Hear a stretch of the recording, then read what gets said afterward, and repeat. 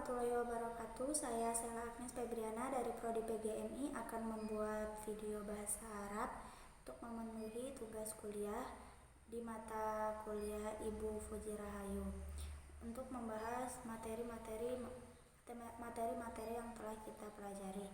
Dan yang pertama, media pembelajaran. Pengenalan media pembelajaran mengatakan bahwa media pembelajaran adalah bentuk dari jamak atau kata medium, dan juga manfaat-manfaat dan fungsi media pembelajaran bahasa Arab ada 6. Yang pertama, sebagai alat bantu dan sumber belajar. Yang kedua, meningkatkan motivasi belajar.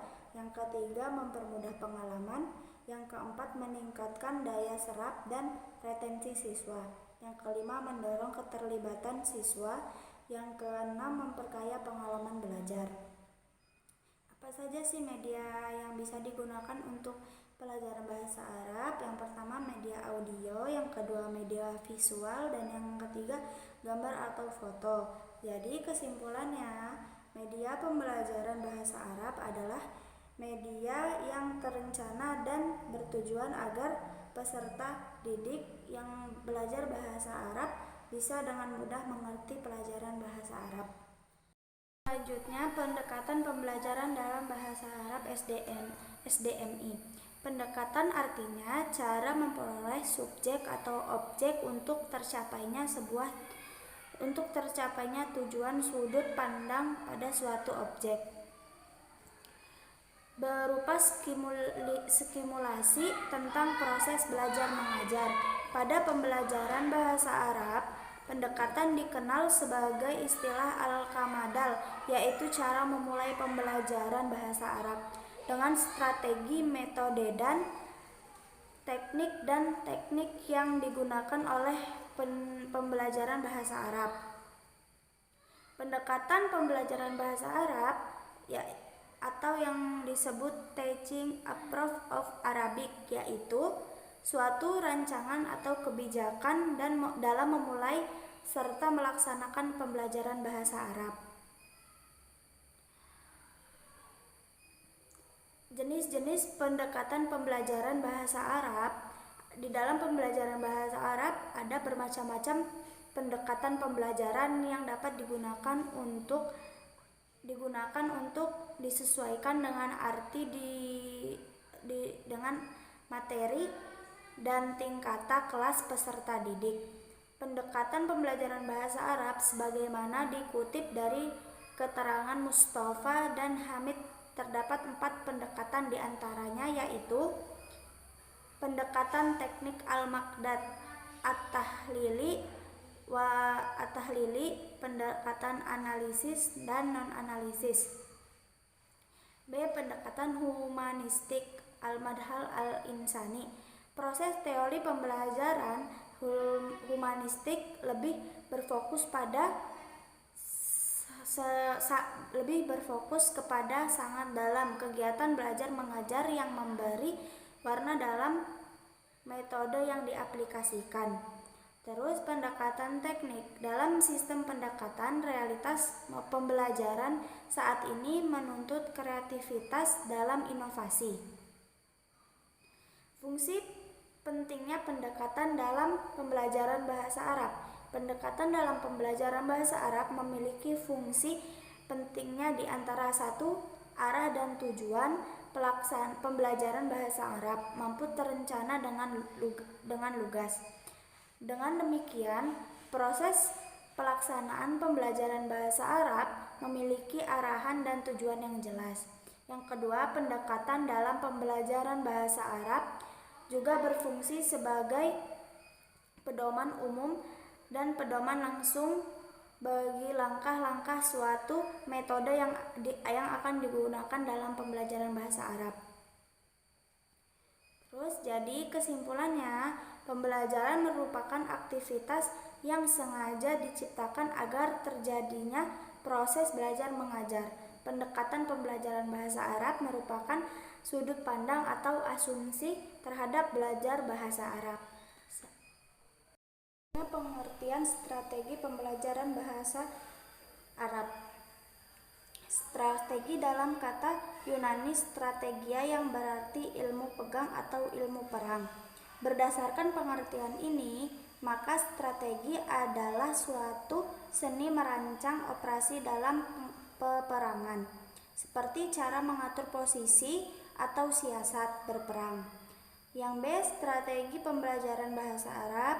Sebagaimana dijelaskan oleh Hermawan bahwa tujuan pembelajaran bahasa Arab adalah tujuan utama untuk belajar bahasa asing dalam perkembangan kemampuan belajar dalam menggunakan bahasa itu, baik dari lisan maupun dari tulis.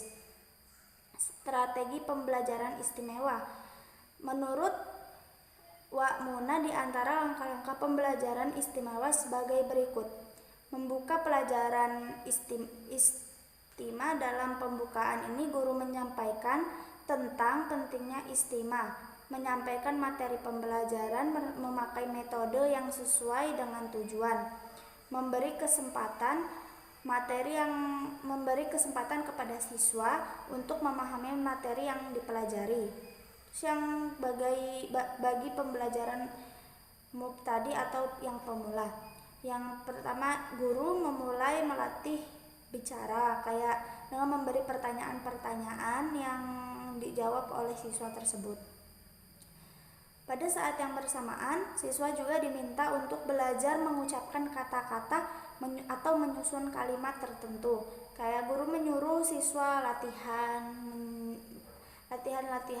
untuk menghafalkan percakapan atau menjawab pertanyaan yang berhubungan dengan isi teks tersebut. Terus strategi pembelajaran qiraah, kayak keterampilan membaca adalah kemampuan mengenali dan memahami isi sesuatu yang tertulis, seperti mengisi tabel kosong, menjodohkan kartu teks, menganalisis suatu kalimat atau kata-kata. Strategi pembelajaran kitabah. Kitabah seringkali juga disebut sebagai dengan insya. Kedua istilah tersebut sama-sama digunakan untuk menunjukkan keterampilan berbahasa dalam bentuk tulisan. Terus, strategi pembelajaran mufrodat. Pembelajaran mufrodat dalam pembelajaran bahasa Arab di madrasah biasanya berada di bagian awal bab. Terus strategi pembelajaran tarkib.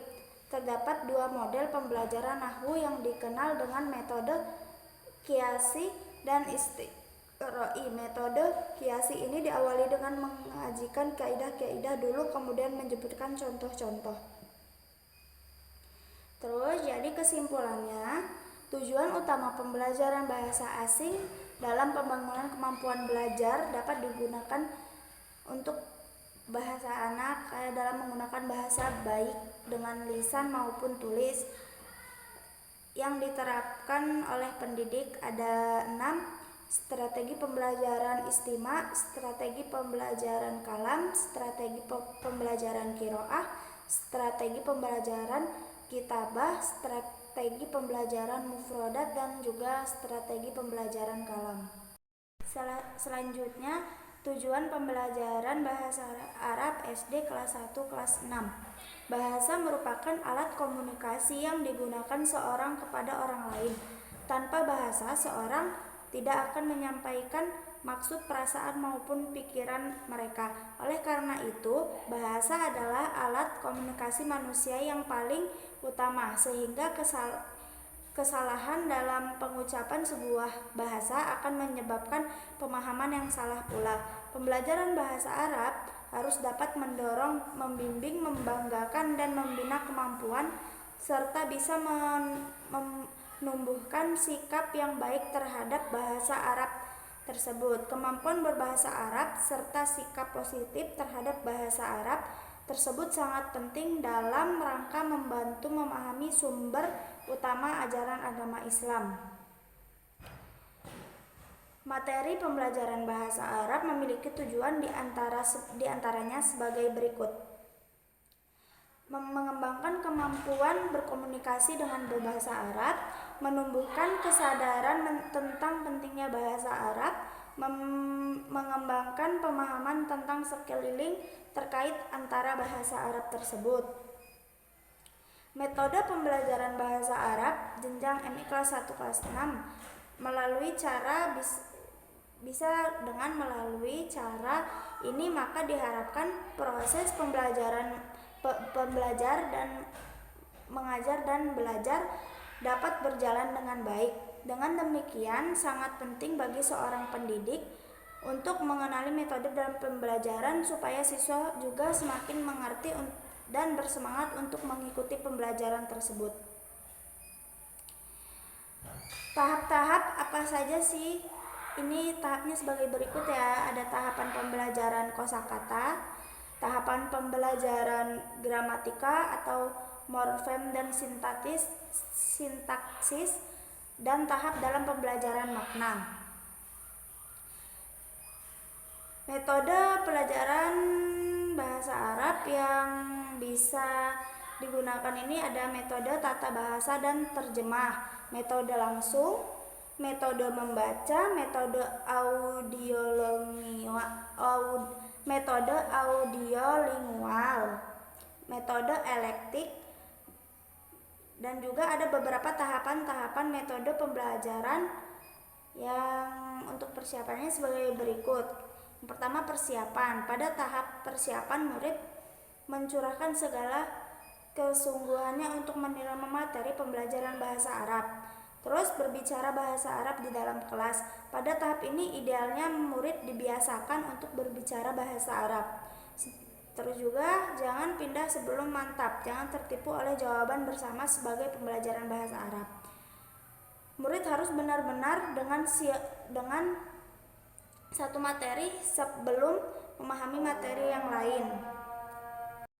Jadi kesimpulannya, materi bahasa Arab memiliki tujuan diantaranya sebagai berikut: mengembangkan kemampuan komunikasi dengan bahasa Arab yang baik dan benar, menumbuhkan kesadaran tentang pentingnya bahasa Arab.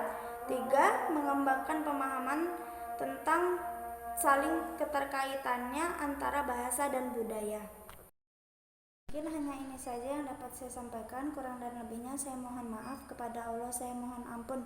Wassalamualaikum warahmatullahi wabarakatuh.